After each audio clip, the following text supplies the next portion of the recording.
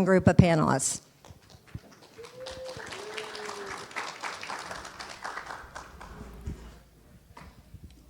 So, if you haven't found this out yet, I'm Anne-Marie Zettlemoyer, or AMZ. I'm the Chief Security Officer at CyCognito. I've been in the game for 25 years in 8 different industries. So I've been on the government side at the Secret Service. I've been on the vendor side, the startup side. I was at Mandiant and Deloitte, Freddie Mac, and Capital One. I was most recently at MasterCard. So I've seen a lot of things, done a lot of things, Ford Motor Company, you name it. So I'm happy to be here today with my esteemed panelists. Alicia, if you'd like to introduce yourself. Hey, good to see you again. Good to see you. Some It's been 5 years. Yeah. My name's Alicia Lynch, and I'm the Chief Security Officer and Chief Information Security Officer at Cognizant. And it's probably not a familiar company name here in the DC area, but it is a global 200 systems integration company. We have about 350 to 60,000 people at any point in time, 37 countries and global, so pretty large environment. I grew up in the Department of Defense, so I spent, I'm not gonna say all my years, because she's a youngin' and I'm not, so I spent- I'm 25, I'll say I spent 25. I spent 30 years in the Department of Defense, so I was an Army intelligence officer and cyber officer, and then I've been retired since 2012, don't do the math. I've been in a defense contracting companies, and then this is my first company that I've stepped out into the commercial sector, so.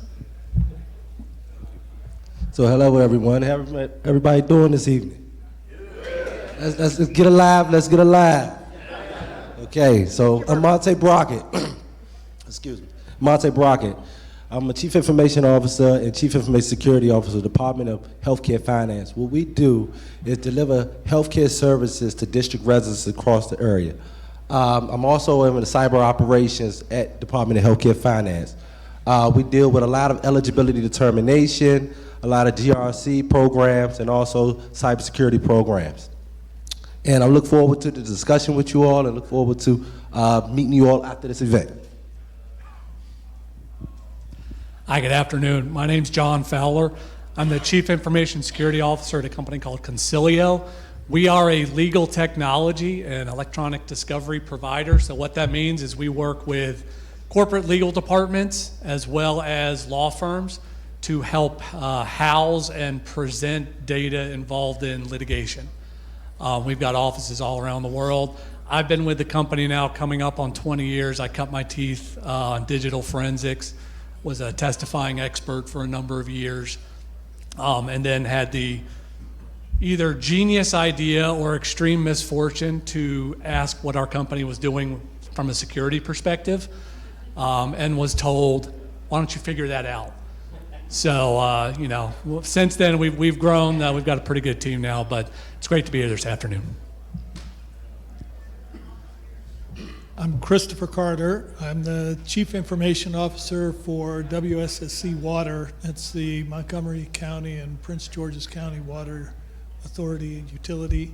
It's a state government agency with a commission that is a board formed by both of those counties, which are actually quite different counties, even though they're both in the state of Maryland.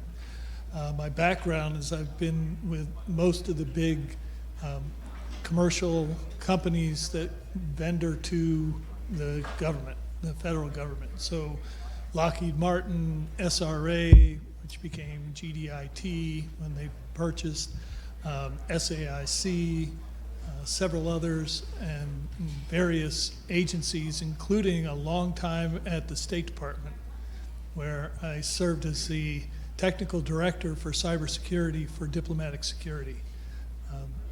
Certain email servers were supposed to come to me for review and never were brought to my desk, so I won't say more about that, but glad to be here and look forward to the discussions. Well, all right. Can y'all hear me? But more importantly, are you listening? One of the things you don't know about me, maybe some of you do, is that I used to be an MMA fighter. You don't get these shoulders playing piano, much to my father's chagrin. Actually, he was always there, courtside. Anyway, You know, we talk about cybersecurity and physical security, which I have jurisdiction over both. I know Alicia does too.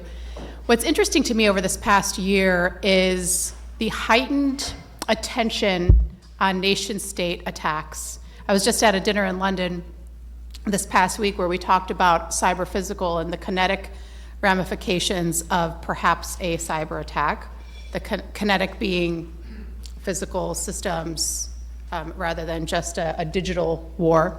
And so I want to talk a little bit about nation-state attacks. You know, is the threat real for, quote, ordinary organizations? And, you know, what's your thought about that? How should they be concerned? Do you see it? What are your opinions on that? I'm going to start with Alicia, given her fantastic background. Yeah. See how you feel about that. Yeah, so I think it's a good question, and I would say if you asked me that question about 10 years ago, I would say when you say ordinary companies, I'm assuming people not in defense, not into healthcare, critical infrastructure, things like that. That would be ordinary companies to me. So I would say 10 years ago, not so much, but over the last 10 years, there's been a real change in how nation-state threat actors are actually conducting their attacks, right? And I'm going to assume that not everybody knows what one is, so I'm just going to just do a little bit of an explanation, not to school everybody.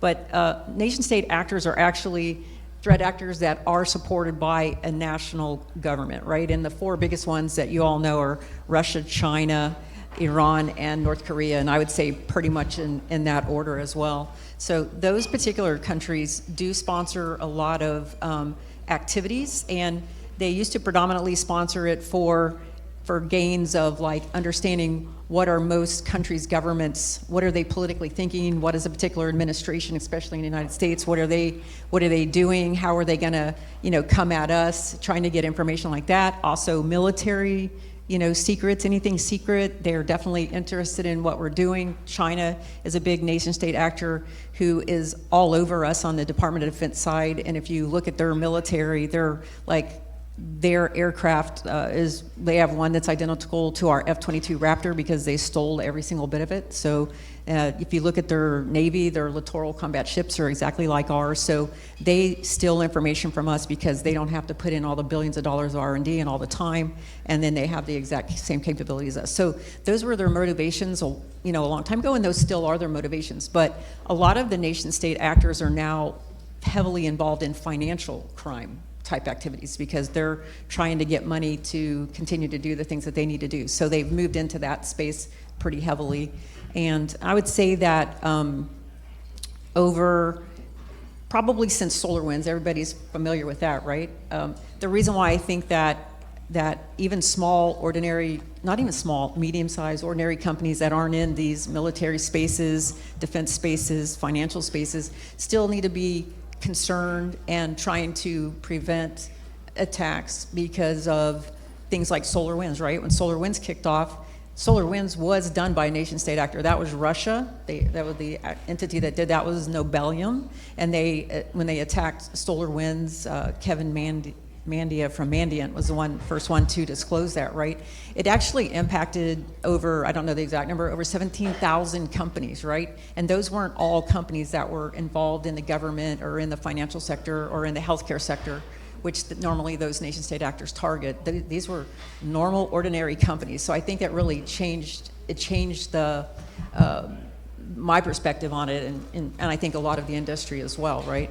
And there's other activities that are going on that these nation-state actors are heavily involved in, again, that are not particularly targeting their normal activities. So they are doing a lot of ransomware is up, all kinds of different statistics, but increasingly every year for financial gain, and there's a lot of nation-state activity involved around that. So to kind of sum it up, I would say absolutely everybody should fear nation-state threat actors because they are definitely impacting us in multiple ways. And in particular, if you are, goes without saying, if you're in the defense space, if you're in the financial space, if you're in the healthcare space, if you're in the critical infrastructure space, you definitely need to be particularly interested in what are these APTs or nation-state actors doing, and how can you prevent them or even understand if they're even impacting you, right? How do you identify that that's happening? What's interesting is that in having been in many organizations and being entrenched in the security community, is how many folks feel like they aren't going to be a target. Even within your own company, right? As we work with our partners in our organizations to fix something, to invest in security, to care about security, you know, you'll get people to say, oh, what do they could possibly get out of this app? Who could possibly want to get something here? And your story reminded me of DuPont. Do you guys remember what happened with DuPont like a decade or so ago, 10, 15 years ago, where a certain nation state, I see some heads nodding, where there was a 10-year campaign to steal the formula for white paint. And do you know how expensive that formula is to get a pure white industrial paint? 20 years of R&D. It's a huge piece of the balance sheet. And so, as Alicia had mentioned, it's not just about financial crime. Sometimes it's espionage. Sometimes it's because I want to go to market. You know, they all have economic interests. And sometimes, many times, lots of times, as we've seen with collateral damage from NotPetya, from SolarWinds on an espionage piece, you may not be that target. You may be collateral damage from an APT or a nation state or an organized attack, right? So I think, you know, the TLDR, and I echo this as well, is that it should definitely be part of your threat model. Montae, do you have something to add? I see you nodding your head. Or Chris or John, feel free to jump in. Chris, you have something to say? So there are so many dependencies between companies. So you, as a just regular business, may be a very valid stepping stone to somebody else. So who do you serve? Who do you connect with? What knowledge do you have about those others? Remember, the first step is at reconnaissance, to learn about their target. And if you know about the target, whether it's you or not, your knowledge, your connection, your supply chain role can be very important to that adversary. And they have kind of two ways of affecting the economy, and that is either increase theirs or decrease ours to get advantage. So if they can do something that gives them revenue, like from ransomware, if you have revenue, you have money, you're a target. If you have a way of impacting our economy and lowering our capability, that's another reason for them to attack. So I'd say first, ask yourself why you would be a target. Yeah, you don't want to be that soft target. You don't want to be the pink, soft underbelly of things, right? And I just wanted to add, just as someone that's one of these companies that's serving companies, right? You know, you mentioned DuPont and all the R&D. So if that's involved in litigation, you know, and just bringing it to kind of what our company does, it gets sent to us. And I think one of the things we've seen is nation states, you know, they've pretty well identified all the major players in the major industries, right? Now it's going to the second level, right? So from my perspective, law firms are a juicy target. Juicy. They have a lot of good information. Well, now you're seeing, okay, we know there's a whole industry that services law firms, so let's start going after them. And what happens is now law firms start kind of pushing back on their vendors and saying, okay, you need to show us you have a minimum level, right? And they're doing their due diligence and managing their vendors. But then there's a secondary vendor management on top of that, because their clients are now reaching out and kind of going to the second, third, fourth level. So I may have a client that's a law firm. Their client reaches out to me to gauge my security and also wants to know who are my key vendors so they can start reaching out to talk to them. So I think, you know, you're seeing a proliferation of nation state attacks, and it's starting to reach down. So there may not be an ordinary company left anymore, because everybody is serving someone in some way, and we're getting interconnected to the point where, you know, we're all becoming targets. Right, and it's not just nation state, right? It's an interested actor. Nation states get a lot of press because, for obvious reasons. We say they're usually an advanced persistent threat, an APT, but so is organized crime, right? So is anybody that really wants to get you for any type of reason. So I want to move on to my next one, and Montae, I'm gonna ask you this question, and we're gonna phone a friend. Whoever's phone that was, meet me outside by the flagpole. No, I'm kidding.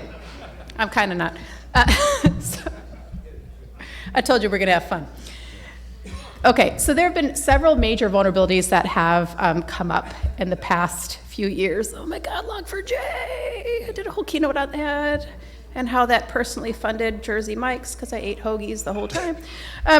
But these are just the tip of the iceberg, these major vulns. So tell me, what are the biggest threats in your environment? What are you concerned about?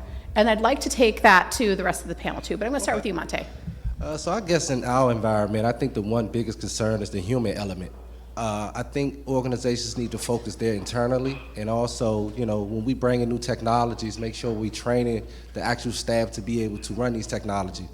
A lot of the issues and vulnerabilities that happen around the environment is simply because of misconfiguration, not knowing enough about the products, not knowing about the solutions, and not being able to identify the assets across the ecosystem.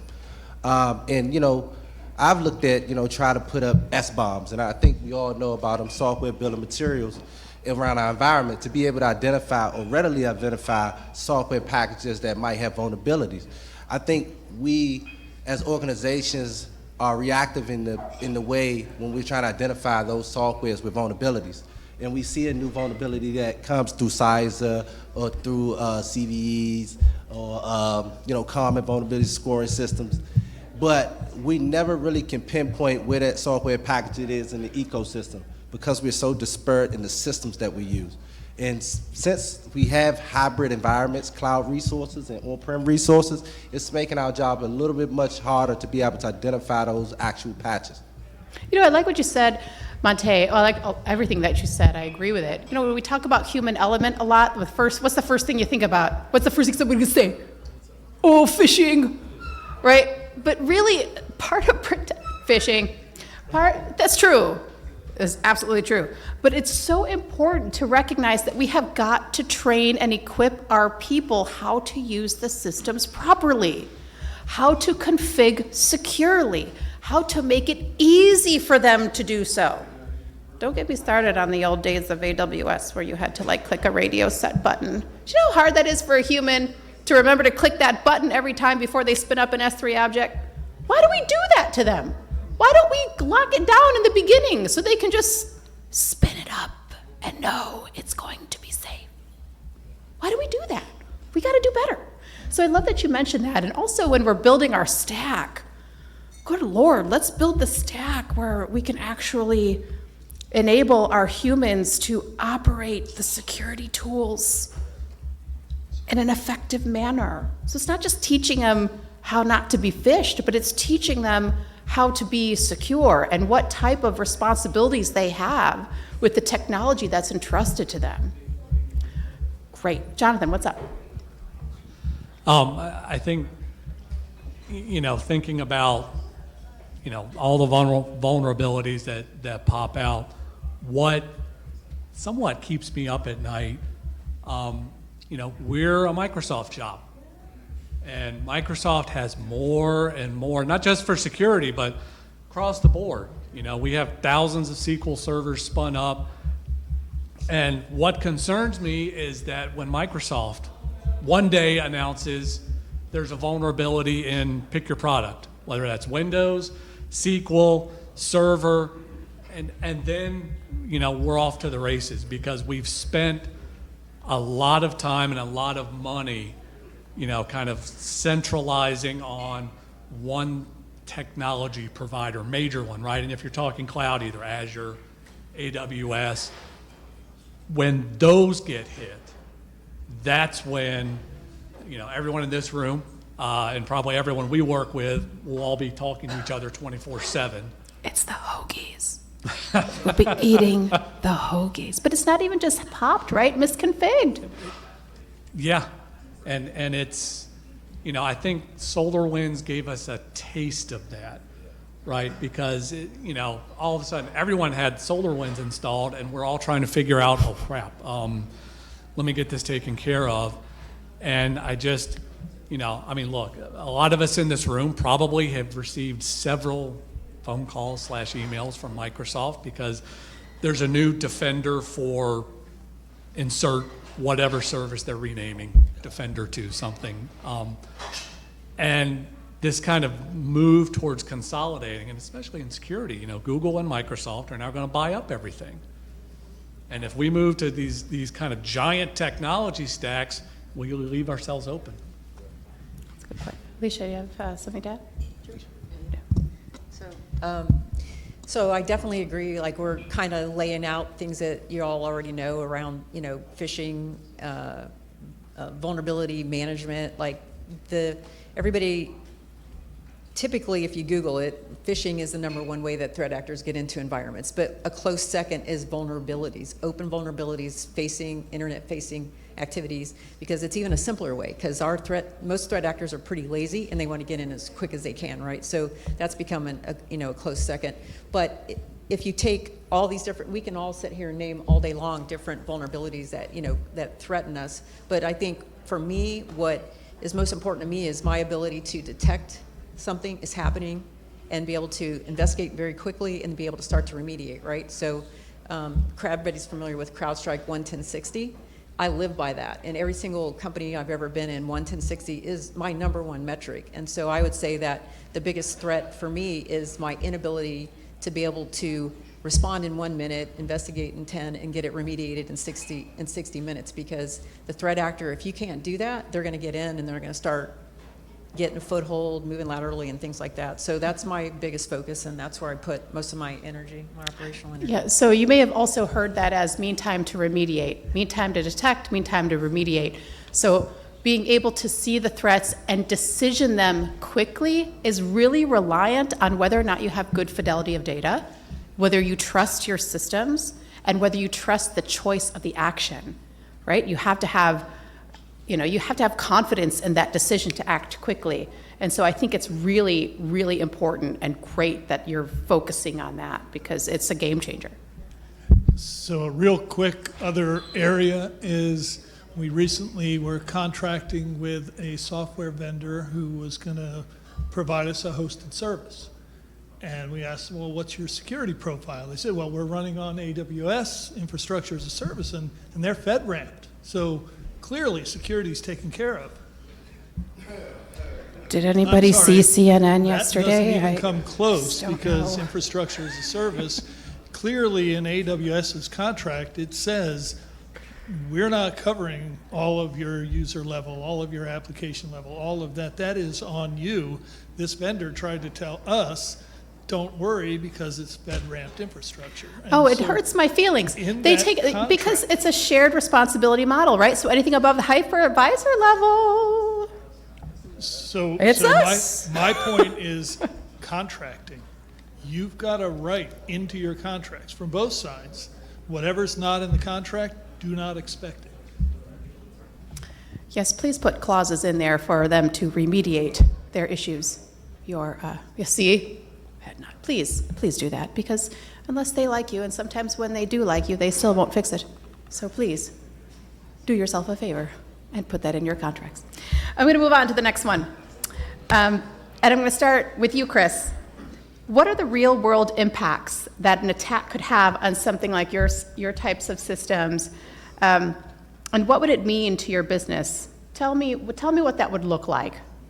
So our business includes both IT and OT, and we've got them segmented. And one of the things that happens is we do an ATO process, even though we're not required to through FISMA because we're not a federal agency. But we, at my insistence, do an ATO process, and we check everything that it's got good security.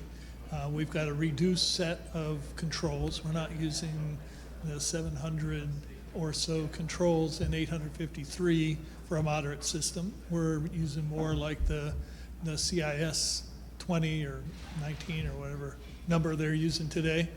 But the OT systems, our SCADA ICS systems, don't follow that. And it's actually under a different department. It's under an operational department that is not associated with IT, and that has always been the case for an organization like this.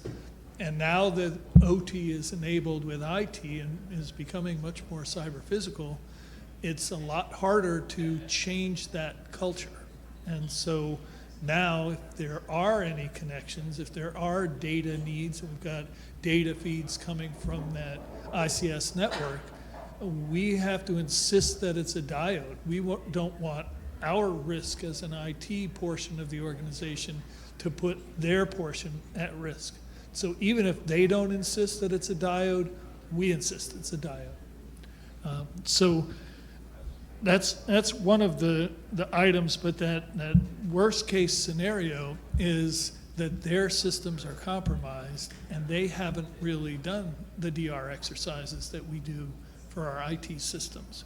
We don't know what backups they've got, whether they're using a mutable backup. Recently, they put in a good virtualization platform modeled after what we do in IT, but I don't think they do the same DR checks. I don't think they have immutable backups. I don't think they follow the same practices. And so the worst case scenario is theirs gets compromised even if we aren't. And we don't know how that happened. You know, is it like a Stuxnet where it didn't have to go through IT? It walked right in the door and plugged right in. So that's my worst case scenario, and that's where that worst case is that is the fundamental mission essential function. And I wouldn't have anything I could do to mitigate. Right. Alicia? All right, I think that every single one of us, it'll give you a different example, but I do have I'll just reiterate what the question is so everybody knows. What is the real world impact that an attack could have on your business, and what would a worst case or even a medium case? So I have both. I have a worst case and a medium case. So I'll start with the worst case. I'm going to start with the medium case because that was the older one. Oh. So we were talking about the SolarWinds situation, right? I was in a defense company. Some companies are pretty large, so the CISO doesn't own. In some companies, the CISO owns the whole environment, and some the business owns the business piece, and the CISO owns the other piece. This particular company, I did not own the business side at the time of the SolarWinds attack, but we had a large business impacted where all of our delivery services, our managed services, were delivered out of.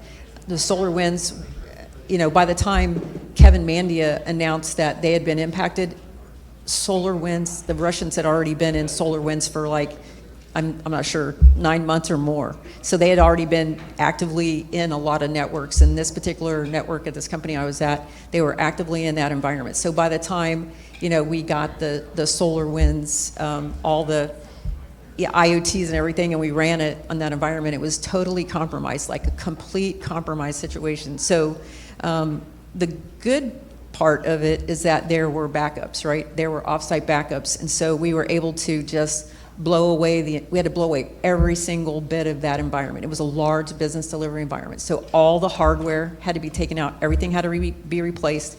So we didn't have to pay a ransom, but we had to go and recover all those brand new systems. So all those systems costs, it was a phenomenal cost, very high cost, pretty close to what you had paid for a ransom, right? And then you had to recover all that. And, there's a lot around companies that actually have customers that they deliver services for. You're impacting your customers, you're losing your credibility, your stock prices are going down, so all those type of things happen. I consider that the medium case because we didn't have to pay the ransomware, but we did have to rebuild a whole entire environment, and it took several months to do that, right? Now the worst case is where I'm at. I'm at Cognizant, and this is public knowledge. In 2019, they had a Maze ransomware attack. And that's the reason why I got this job. So, there's a sunny side, right? But so came in there, and it was a significant impact.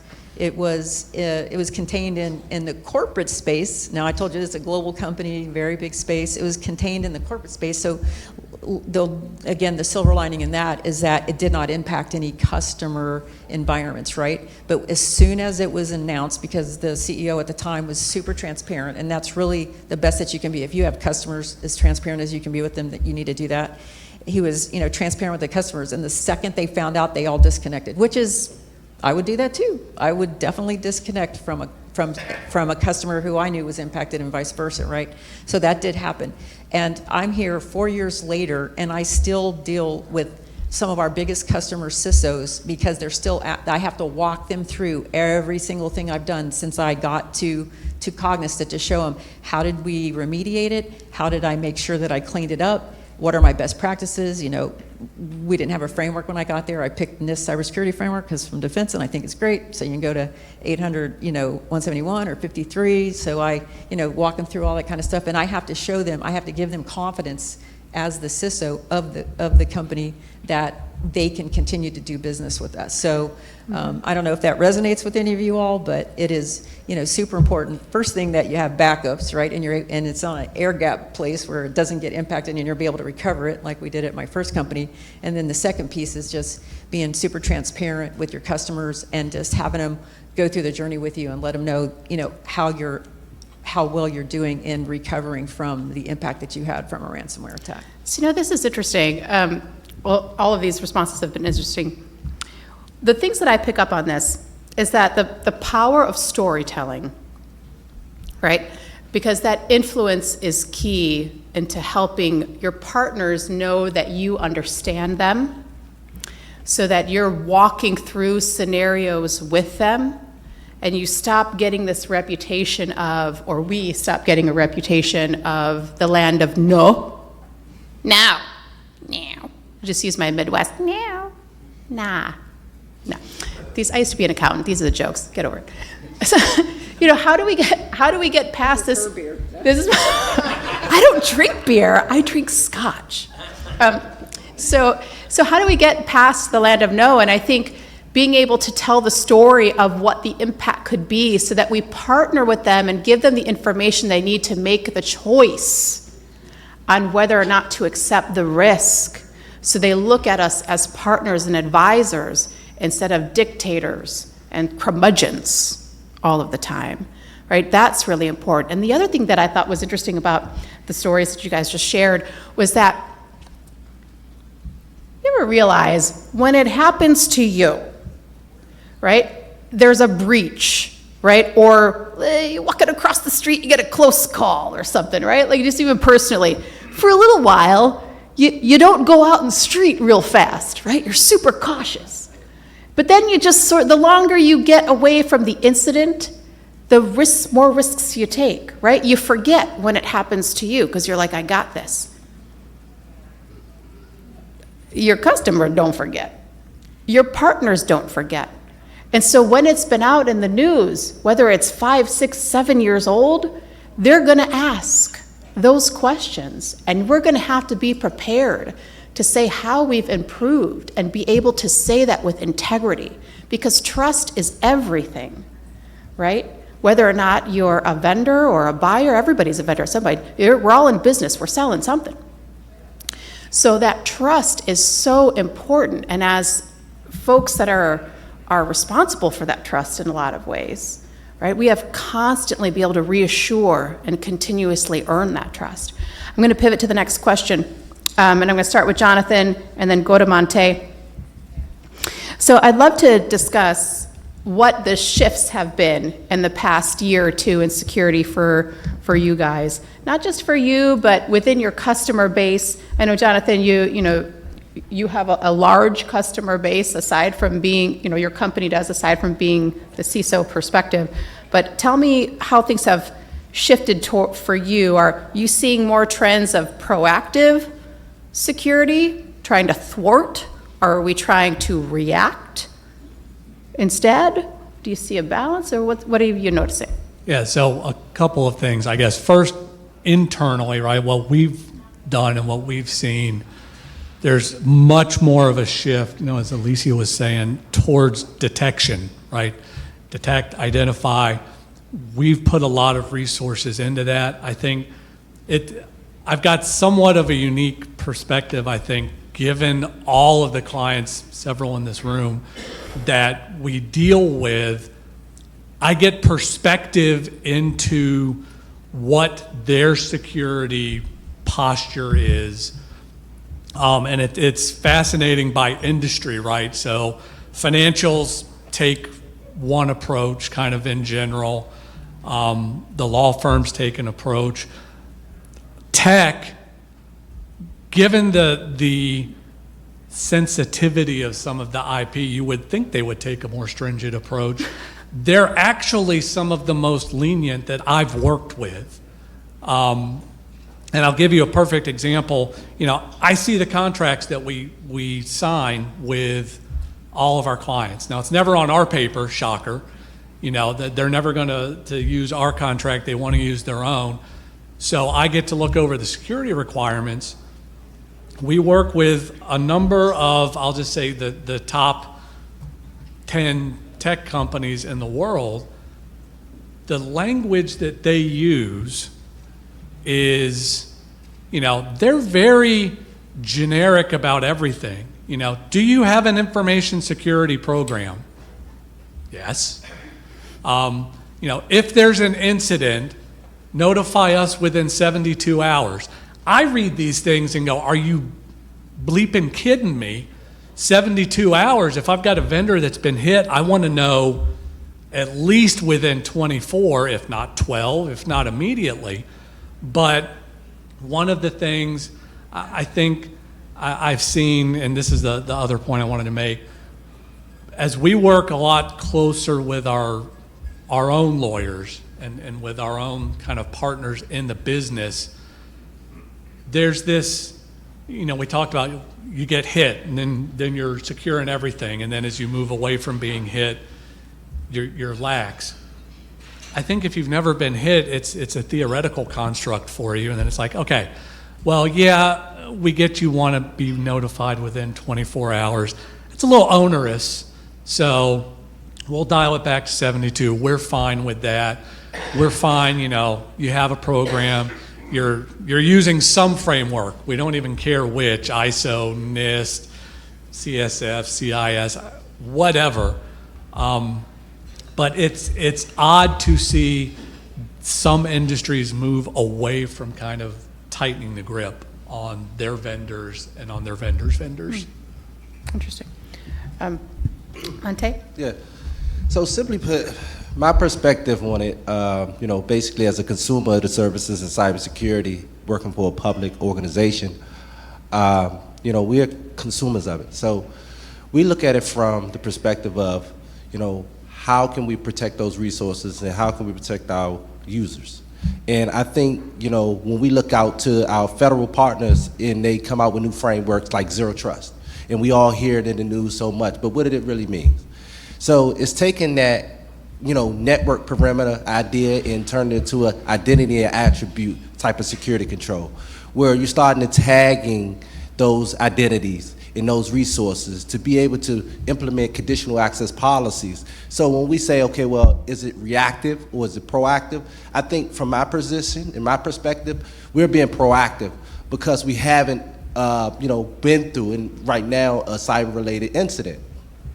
So we're trying to be proactive in saying, hey, how can we get more control of the resources that our users are accessing on a day-to-day basis? Because of the public health emergency and everybody working remotely, we have increased our ability to be able to, or the threat actors' ability able to exploit those vulnerabilities in an easier way, as Alicia pointed out earlier. So we've talked a lot about attacks and impacts, right? And what I'd like to do is talk a little bit about, we have about 15 minutes left. So I'd like to take about 7 minutes and talk about how to equip us with budgets and advocacy from the board. I don't know, I've been on a public board. We've all interacted with boards. Would love to hear some wisdom from the team here on how do you get buy-in from the budget. How do you, what types of questions do you face from the board? What have your experiences been? in these areas. And Montae, it seems like you have some, you want to start? I'm going to start. Pick any one of those. You feel? Just high level, being in the public sector, budgeting is critical. You can't do anything, you can't do any initiatives without the funding to do it. And I wouldn't be doing justice to anybody here to say this is an easy process, but it is a process in itself. So I think taking small wins and identifying those small wins and working around the obstacles would allow you to, I guess, have successful projects and initiatives. But it's not a easy task. But continuously working at it and continuously drawing that picture for the executive management team or your senior leadership is going to be beneficial for you all in the event that some funding does become available to be able to fund those security investments. So, Chris, you had some comments out in the hall that I thought were really great about some of the questions. Yeah, so a question I recently got asked was, what is our security score? Just give me a number. And this is from the board, and I'm thinking, let's see, I've always learned that if you tell them things are rosy, you don't get any money. If you tell them things are bad, then you're likely to get more money, but then they may also question whether you're doing a good job. And so I didn't want to give a score. What I wanted to do was give examples of how the things we're doing support the end business mission. And linking those two together and saying, this is the way that we see the threat and the risk affecting the business. So if you want to keep doing business the way you are, you need to keep funding the security so that we can be proactive and be prepared in case something does happen, because you can't be 100% sure. So it had a lot to do with them wanting a simple answer, and there isn't a simple answer, so I had to simplify the relationship between cybersecurity and the business in order to get their buy-in. I love it. I always say that if you're not working hard to understand your business, there's no way you're designing security that works. If you don't understand what you're trying to protect and how they work, get one of these. And in their language, and absolutely correct. You just stole my point. How dare you? I was just Amazing. Going to say, it took me a couple of presentations to our board to learn they could care less about some of the technical things that I thought were awesome and that the team had really worked hard. And I'm a good steward of your money, and look what we did, and this is awesome. You're done. Okay. That was the security update. Thank you. And it's, once I started kind of putting things more in how they looked at it, they're looking at it, a couple of board members I've dealt with have been, okay, you are a cost center. You're pure cost to me. The amount of revenue you bring into the organization is zero. And this is, obviously a private sector issue. So if you're consistently telling me this is if, not when, which is one of our favorite things to do in security. It's just, you're going to get hit. You're going to get hit.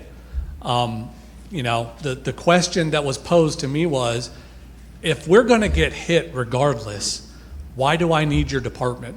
Why don't I just set aside a bunch of money and dump it into recovery and remediation? I'm going to get hit anyway. Why do I need to spend millions of dollars on EDR? Why do I need to spend millions of dollars on the next latest technology, zero trust or anything? I'm going to get hit. I know that. So let me just plan to spend X million to get all my backups spun back up and get back to serving our clients. That one, that was, deer in the headlights. I'm just kind of sitting there. Thankfully it was Zoom. I'm not in the room and they could see the tension. I'm like squeezing a stress ball, but that's a tough one to answer.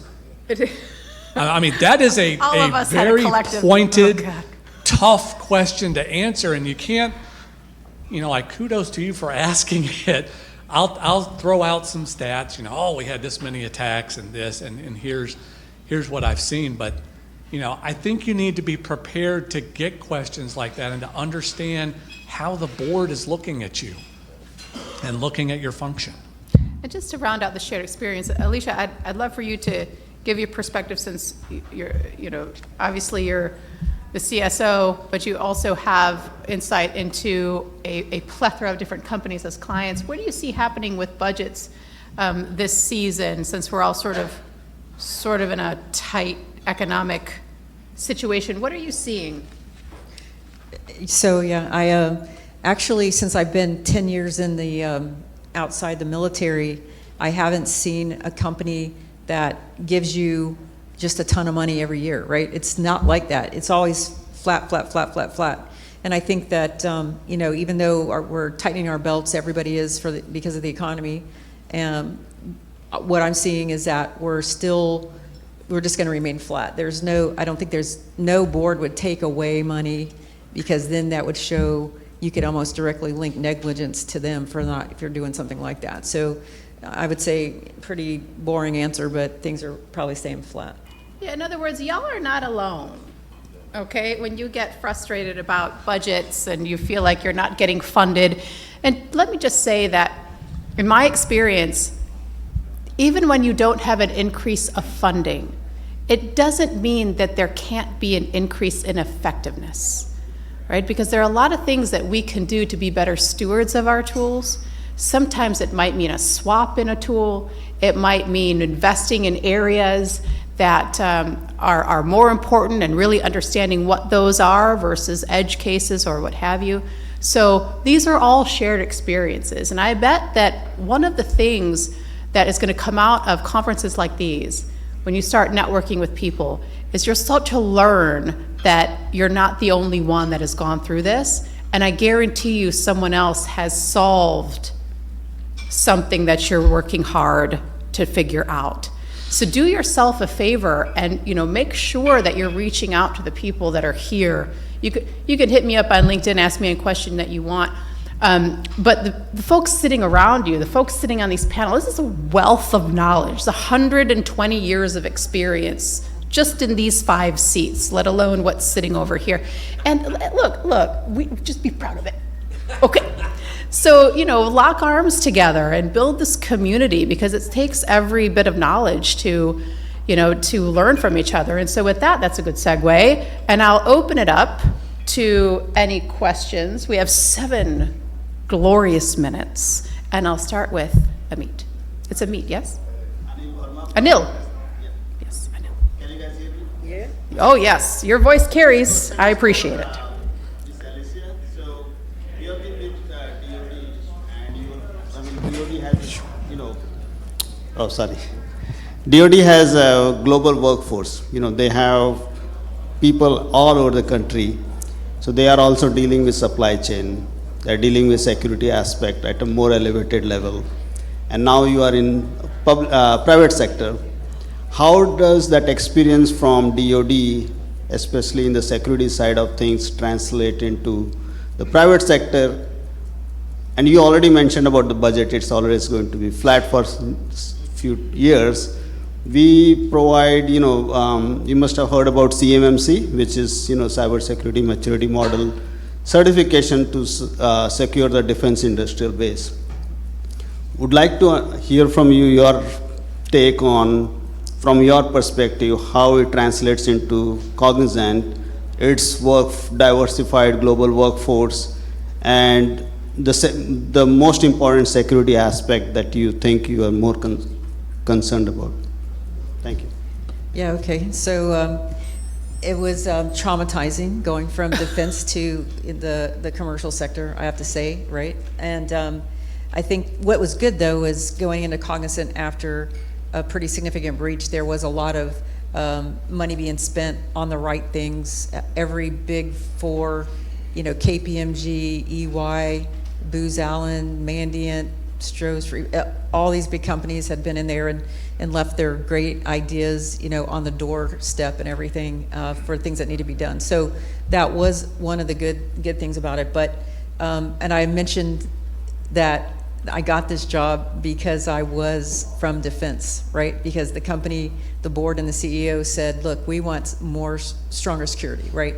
So I think that, to me, kudos to them for recognizing that, the defense space is a good space. There's a lot more security controls and things like that in that space, and they wanted that, right? So I feel, Cognizant's a great company because they brought me in and they basically let me do what I wanted to do. And I've been pretty much let loose on the whole entire company. And trust me, it hasn't been as traumatizing for me as it has been for our business and for, all the people in the company too, because just laying in, there was no framework, so laying in the NIST cybersecurity framework, and then a lot of the, very technical things that we do, using NIST standard 171 controls and 53 controls and things like that. And we are, a lot of companies are heavily regulated, even though they're in the commercial space. If you deal with any sort of banking or any sort of health, you're dealing with, PHI, and you're having to do all these special certifications, SOX, we have outside assessors that live with us on, how do we do our SOX controls and things like that. So it's been, I would say the hardest part for me transitioning to a commercial company is how I talk, because I was a colonel in the Army, and and then I come into the commercial space where it's, would you please, with the sugar on top, maybe think about doing this if you can fit it into your schedule. And so, I just came in with my normal attitude, and I had, I was in the Army for 30 years and never had not one complaint against me from the IG or anything. 30 years, and I go into Cognizant, I had 100 within literally like the first 2 months of being there, right? So they finally— I like that about you. They had to stop doing it. They had to say stop, because they're like, she's aggressive, she's assertive, she's holding us accountable. And it's like, yes, I'm all these things, right? So I don't know if I answered your question, but yeah. One more question. Okay, with the mic, and then we'll go to Kim. So we've been talking about all the problems and all the vulnerabilities and all the attacks and everything else. Let's look at the other end of it, please. Can you give us your experience, both recently and over the last couple of years, of cyber insurance? So they've been given a lot of mandates extra for security without any justification. So how are you dealing with the cyber insurers so that they will insure you at least at a decent cost? All right, you want to take it? You want me to take it? We both can take it? Okay. All right, I'll let you go. We both have. Sure. It's not a very fun process. It's having just gone through it a couple of months ago, and I'll give you kind of a high level. We have clients that require us to carry a certain amount, and working with a broker, you find out that, okay, there's not one company that's going to give you $1 million in insurance. You're going to split that up into 5 tranches. So there's 5 companies now that are each going to give you $200,000 in insurance. Each one of those 5 insurance companies has their own processes. They now want to do a deep dive of everything you do. And this is where your point comes in order to get their tranche, so 1/5 of the insurance that I'm required to carry, I now have to spend $200,000, let's say as an example, to put whatever controls they specifically request are in place. So now I'm ringing up a tab just so we can get insurance that we have to have. Meanwhile, when you ask the insurance companies, okay, why do I need to do this? Well, we brought in so-and-so. No offense to people coming from defense, but we brought so-and-so in from the DOD, and they said that we have to have A, B, and C in place in order to insure you. So, I now have to go to the executive team, to the board, and say, I need another $400,000 so we can get the $1 million in insurance. Oof. Which then the board turns to the GC and says, I thought you were on top of this, why is he coming asking me? Oh, well, we have to have it. I don't know, I thought our security was good. And now I'm left holding the bag, I'm just trying to make sure we get insurance. There's something fundamentally broken with cyber insurance that needs to be fixed. And I understand we don't have all the data that, the car insurance people have or the life insurance people have, but there's got to be a better way to evaluate and provide cyber insurance than we're doing now. So I'll just leave you with a thought here on a proactive piece for that, right? Cyber insurance, and like anything, because you're going to need this anyway to get a claim or to do anything, right? You have to be able to prove defensibly that you are doing the right things, that you are building your security stack in a way that is responsible, right? That is meeting not just the bare minimum, but what is reasonably expected for hygiene and execution, and you have to prove it. Okay, that's the bare minimum, and a lot of people miss that, right? So are you doing the scans? Are you actioning the scans? Are you actually remediating? Are you doing it within the time frame that your own standards say, versus let alone the compliance pieces that you are beholden to? Can you defensively prove that you are doing the right things? And that will carry you through a lot of things. And then you'll reassess that, right? And be able to prove that with your legal counsel and with your CEO and whomever, your director, if you're in the government space or whatever, to help co-create that. But you have to be able to tell that story, and you have to have the data behind it to prove that you're actually doing those things. It's not like it was 10 years ago, right? Where you could be like, here's my stack. I don't know why you'd have that voice. Here's my stack, and I'll just check all these boxes. Can't do it that way anymore. I'm just saying. So with that, Kim. Okay, I would like to wrap up asking each panelist and our moderator a question. But first, before I do that, we wouldn't be here today without our sponsors, so how about a big round of applause for all of our sponsors? And this question actually is on behalf of the sponsors, every one of them is here to sell and make a deal, and they love to be in front of a CISO, but we all know the CISOs. It's hard to get in front of a CISO. As a matter of fact, I was going through the prize cards, and there was a lot of CISOs and ISSOs here. They don't have cards in here. They don't have bingo cards in here. So with that being said, we all know you're super inundated, that you don't want to answer your phone. I get it. So the question is, how do these sponsors, what is your advice to them to get in front of a CISO? What is the right and the wrong thing to be doing? Oh, okay, so I'll be really frank. Some CISOs look different. So I can't tell you how many times I've walked the vendor floor and not one person has spoken to me. Don't assume. Just saying. I'm just saying, whether I'm in control of a $100 million budget or I'm influencing those budgets with my peers in the industry, don't assume that the person walking around your floor is not an influencer because of how they look. The other thing is, I hate phone calls. Please don't call me. Don't do it. Just don't do it. You could email. You hit me up on LinkedIn. That's great. Don't put meetings on my calendar. Does that drive you crazy? God, that's the worst. Someone just throws a meeting on your calendar. You have no idea who they are. Oh my God, that's so pretentious. Don't do that. And make sure you bring somebody technical to the conversation, please, because I love to dig at the data and the tech. I'll go since I got the microphone. We'll pass. How about that?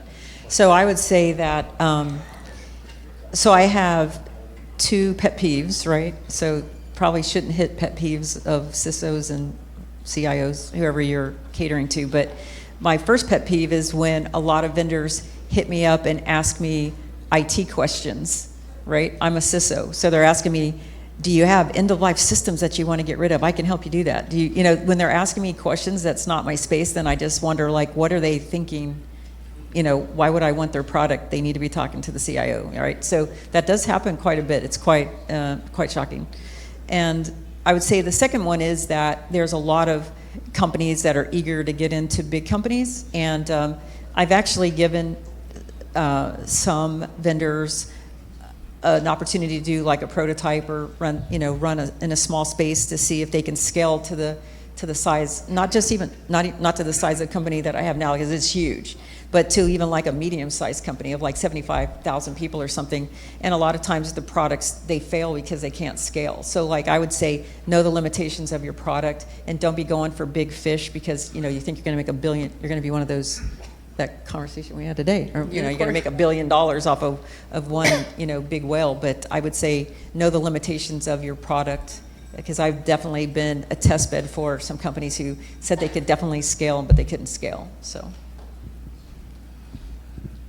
I guess for my agency, DC government, just be knowledgeable about the agency.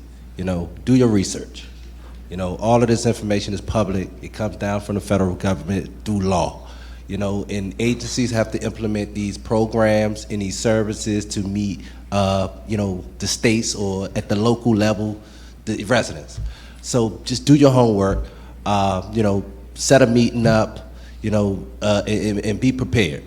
We don't have 2 hours to, wait for somebody to get on a call, or, not to have somebody that can really do a demo. It's just time consuming, and sometimes it's just, I don't even want the product or the service at that time. So that's what I can say. Yeah, I would echo, do your homework. I hate just kind of cold emails that, hey, do you have an EDR? Yes, I do. But tell me you've done just at least the barest minimum to learn what our company does, what some of my challenges may be. And I'll offer one pet peeve very quickly. Do not send me an email saying you have spoken to someone on my team, someone else in my company, or someone, I talked to such and such and they said, you're the guy to go to. Don't do that. And I'll just say, I had that happen once. I called my deputy who they said they spoke to, and he was like, I have no idea who that is. I didn't speak to him. Don't lie.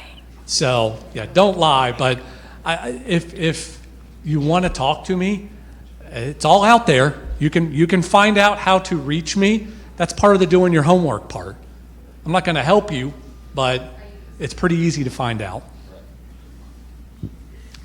I feel your pain. It's not easy because our inboxes are all full. When somebody says, are you available Tuesday at 10 or Wednesday at 11 or name another time, I'm like, I got a time for you, but it's about 10 years from now. But ultimately, it's not necessarily me you need to talk to, because what I listen to is my technical team. They tell me, we've looked at these products and these fit where we need help, where we have a gap. This is what we need to do. And I'm often challenging them with what was mentioned earlier. You don't necessarily need more budget if you could do things more efficiently. And so sometimes I need to know that the product is going to make things better and cheaper for our overall security posture. And then one last thing is that homework. If you're telling me how to win new customers and I'm a water utility, are you building a subdivision? Because that's how I get new customers, right? So when I see, how are you going to win the next round of customers out there on social media, I'm like, next. So that's the homework that we're all talking about, is find that out. And also, as a public entity, we have to put out an RFP to get a product. So do that research too. Go look at our procurement model that's published on our website that says the first thing you need to do is register as a supplier. And then you'll get the RFP, and then you'll see what we're looking for. And we may or may not be able to afford the great services that you have, but we'll try. You know what, how about I end it up for us, and I want to end on a happy note for all the vendors who came out here and provided all these great goodies and stuff to us, but there were two things that got my attention. I don't know if everybody knows the company Ian's. It's kind of like a Gartner, and they provide all this kind of stuff to you, right? It's research and all that kind of stuff. It's pretty good. But one of the Ian's team, this kid got on my LinkedIn. I'm gonna say kid. Blah. I birthed him. I could have birthed him, like, so if that's his age. He was in his 20s, right? Whatever. He was at a Starbucks, and he put a little video on my LinkedIn, and I'm like, oh, what's that? You know, so, and it was like, you could see it didn't look like a malware thing or whatever. So I clicked on it, and it was this Ian's team, and they were at a Starbucks, and they're like, hey, Alicia, you know, this is Ian's, blah, blah, blah, this is what we do, and we're here at Starbucks, and we were thinking about you, and we would love to get in a conversation with you, you know, and then it's like, it was so unusual, it's like, it got my attention, and I was like, I felt for the guy, so I said, like, you know what, call my person, I think I sent him over to Mikey, one of my security engineer architect person, and then we ended up, you know, cutting a deal with Ian's to get, you know, some research stuff and getting some services from them. So I thought that was pretty cool. And then another thing, actually, because I get hit up tons on LinkedIn, but this one woman, she had a video as well, and she held up this piece of paper and it had my name on it, and I'm like, oh, she took a minute to do that, so I'm gonna listen to what she has to taste too. So it was just another way to get my attention, and I actually thought it was legitimately so honest and good or whatever, it got my attention, and I actually did talk to those two people. So just giving you a happy note to end on, like, be creative too, you know what I mean? So it worked for me. Don't get discouraged. Yeah. Sales is a noble profession. I'm dead. Let me tell you something. So, we couldn't do this without them, so cut it out. All right, that We is need a you. great note. Thank you to our sponsors. And a round of applause for all these CISOs on this panel who took the time to actually be here all day, which is amazing. It's really amazing you guys spent the day with us, so thank you. And Alicia, I hope you don't get a whole bunch of photos of Alicia tomorrow on LinkedIn. Just all the memes. Okay, well, the bar